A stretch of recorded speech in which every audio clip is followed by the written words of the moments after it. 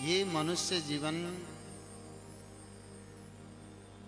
भगवान की कृपा के द्वारा आपको, हमको, सबको प्राप्त हुआ है और अत्यंत दुर्लभ मनुष्य शरीर है।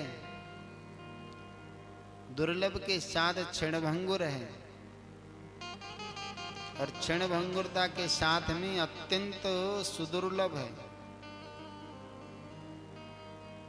इस मनुष्य शरीर को प्राप्त करने के बाद यदि जीव उस ब्रह्म सत्ता के साथ परम पवित्र भाव से साक्षात्कार न कर सके तो समझ लीजिए उसने अपने ऊपर ही कृपा नहीं की। 5 प्रकार की कृपाओं के द्वारा जीव भगवान के परम पवित्र भाव को प्राप्त करता है। सबसे पहले भगवत कृपा के द्वारा आपको, हमको ये शरीर मिला।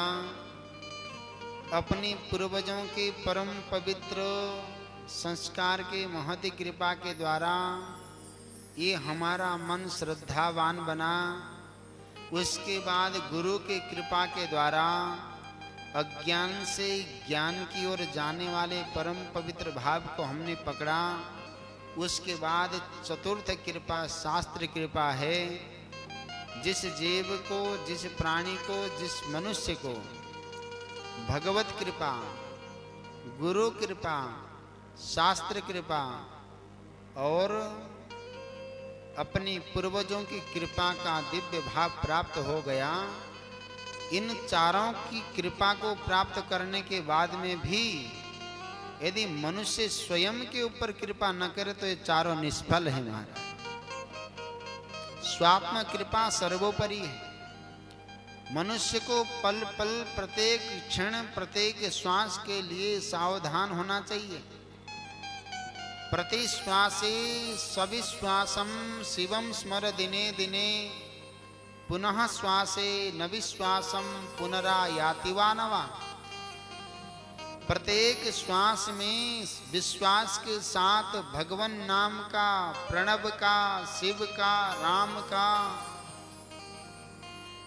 जिनको आप श्रद्धा के द्वारा धारण कर सको, ऐसे इष्ट देव का बड़े दिव्य भाव से स्मरण करना चाहिए। श्वासों में, श्वासों की माला से सिमरो में पी का नाम, अपनी मन की मैं जानूं मेरे मन की राम।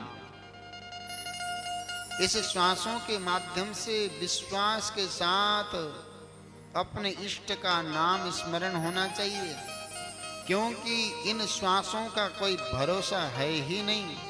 पुनः श्वासे न विश्वासम पुनरायाति वा नवा।